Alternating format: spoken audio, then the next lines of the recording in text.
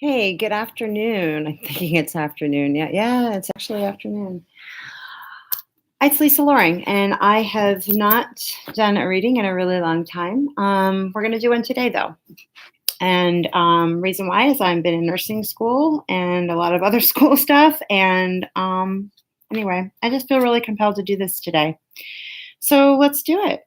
Let's do it. I was getting ready to do my yoga practice. I've already done my meditation. I don't know. I just feel like doing a reading. So let's see what's up. Let's see what's up with the cards, what the messages for the tarot have for us today. Gosh, I'm like a little bit nervous. Anyway, it's all good. Hope everyone's well.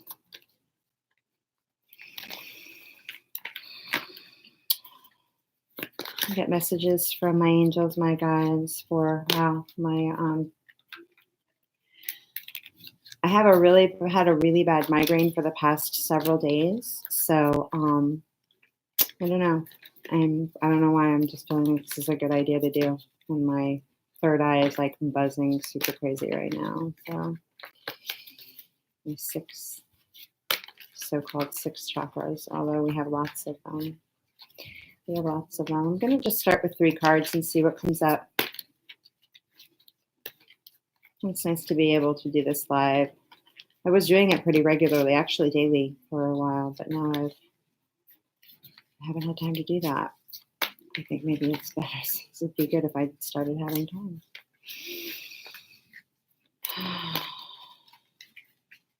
Just breathe and see what messages the tarot has. Tarot, angels, my guides, provide us 3 cards today. They give us the best inkling on the energy to come up with. The 2 of Wands is the first card to come out, which you may or may not see. That's the 2 of Wands. And I'm using the Gilded Tarot. I think it's the Gilded Tarot. Yeah, I forget who the creator is, though. The 2 of Wands. The first card to come out. And then we have the Ace of Wands. A lot of fire, a lot of passion. It's a beautiful scene of Jupiter behind there. And Jupiter's in Sagittarius. Jupiter will move out of Sagittarius, the sign of its rulership, in December. And our final card is the World. And the bottom of the deck is the Queen of Cups. So let's see what we have here. The 2 of Wands is a card of decision, and that's that card that you see there. And you see a man walking on a path that's split in 2. There's 2 wands, 2 decisions, 2 points of opportunity that this figure can take. And I'm assuming it's a man, but it could be a woman, right? It doesn't really matter the sex. What I'm seeing in this card is the shape of a heart that the splitting path is making. And the heart chakra is generally assumed to be green. And green, I got a lot of green crystals coming up. And so listen to your heart which will help you make the decisions that you need to make in order to take the path that feels correct for you. And there really is no wrong path. I'm seeing also noticing the symbol of the ivy. And I don't exactly know what that means, but I'm going to take a quick look. I feel like I know, but like I said, I've had a migraine for several days, and probably I think a lot of people are experiencing a lot of ascension symptoms such as that through this I think I'm being aspected quite a bit with the planetary alignments. And in fact, I'm having a little trouble stringing 2 words together. So ivy symbolism, so it's like I know it, but I can't quite grasp onto it. Being an evergreen plant represents eternity, fidelity, and strong affectionate attachment. Also a strong plant which can grow in the hardest environment. Another association of ivy as an evergreen is perennial life and immortality. So the path that we're taking right now is one that we're going to be on for some time. It may be a destined path as well. And, when you think about that, that almost makes you not want to choose, right? Because if you're thinking of it with that on that level of it being something that is so, holds so much weight, we tend to be afraid of making those decisions. But if you do listen to your heart and you follow your heart and you show up with integrity and you do follow what is actually correct for you, you are fulfilling that eternal goal. That is that goal of moving forward into something that has longevity, something that will be able to grow even in a harsh environment. I'm also noticing, I guess maybe it's my imagination. I thought there were berries on those trees back there, but it's not. So although, and it almost seems, and if you look in this card, you see that the ivy is on the side where it looks like the road is probably a little more difficult. You see a pretty tall peak here, where this way looks maybe a little less, almost like the path of least resistance is that way.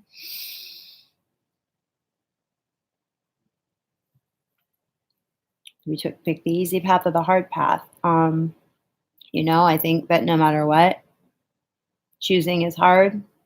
And I don't know, what may seem hard may actually be less arduous.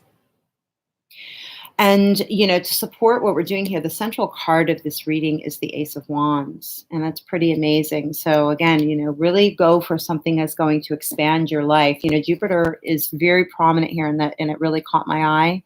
The planet Jupiter in the back of this Ace of Wands. This is like, this is card of Sagittarius, Aries, any kind of fire sign, Leo.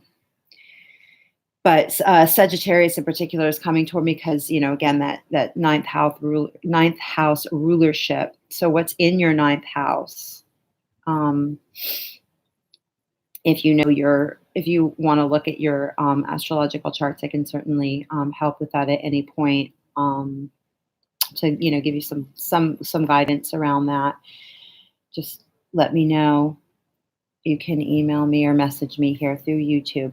But you have this, the thing about Jupiter is that it's the planet of expansion. It's the planet of growth. And it's also the planet of wanting to explore, to go out in the world and learn new things. And then the next sign in the zodiac is the sign of Capricorn.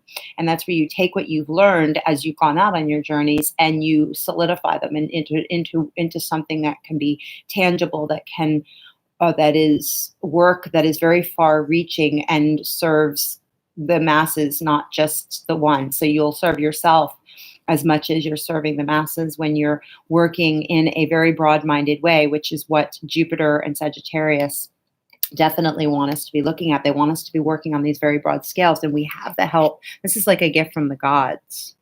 This is a gift from the gods. It's the hand of God. Like, here, we're going to give you this if you do step on the path. Just step on any path, and see where it will lead you, and don't be afraid of what might be something that looks difficult.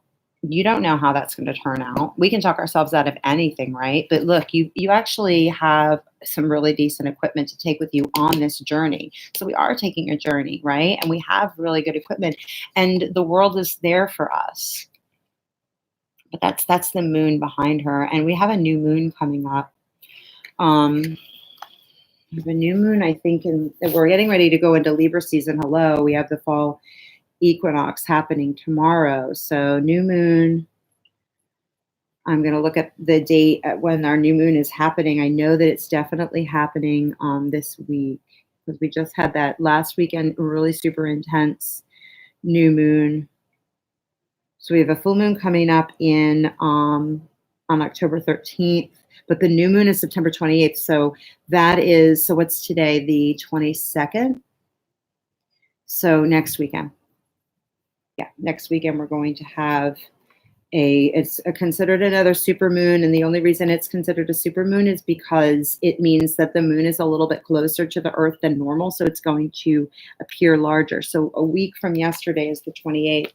So as we approach this new moon, we have the opportunity to, plant some seeds. So I would absolutely be taking this week, because I feel like this is actually not just a reading for the day, but it's definitely a reading for the week. She's standing on the world. She's got the world in her hands. And there's so many options. And then you have the Queen of Cups at the bottom of the deck. The Queen of Cups comes up as, she has mastery of her emotions and mastery of creativity and using her emotions to be creative rather than destructive.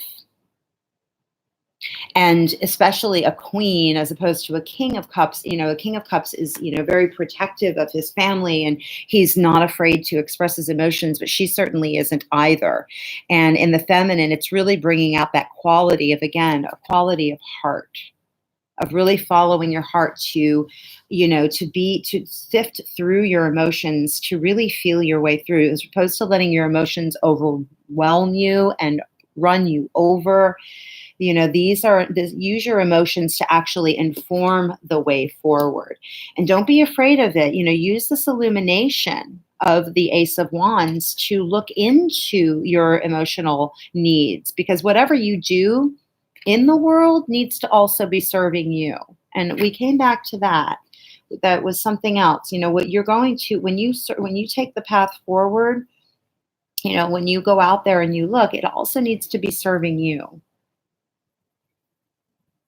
The devil energy came up underneath that PS, but the devil energy is about fear will be lurking. Don't be afraid to look. But even he's showing up with some fire to use the fire of the devil energy to look within, to look at the things that are dark, the things that you actually do desire, and see how you can integrate them and turn them to strengths rather than weaknesses, and not just ignore them. The devil's not going to be ignored. He's not, because he's just going to get pissier and pissier. And then you have the Three of Cups and the Eight of Wands. Oh wow, and under that, the Four of Wands, a card of stability. So there's a lot of great cards here, but it is a matter. We do feel like, again, we're at this crossroads. Follow your heart. I would take the path that looks difficult as hell, because I bet it's not. It may start off feeling like really like, I've got to break out of these brambles, and I've got to go down that path, and oh shit, there's that mountain. But you know what? I think we're going to be good. You've got it. Like I said, you've got good equipment. The world is coming to you if you do take what might seem to be the path of more resistance. Because going down the easy road, I don't see that as being.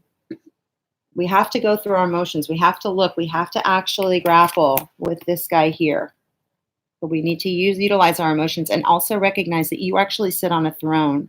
You sit on a throne. Recognize your own sovereignty here. So I think that does it. I'm going to leave it at that. And I hope that you enjoy this reading. If you have any comments, please leave them below. And I'll check in as often as I can. I really enjoyed doing this when I was doing them earlier in the spring, and I will try to do it more often. I found that I've been missing it. And if there's anything else that comes up for me as I work through my yoga practice, which I'm clearly getting ready to do, I'll check in later. Thanks.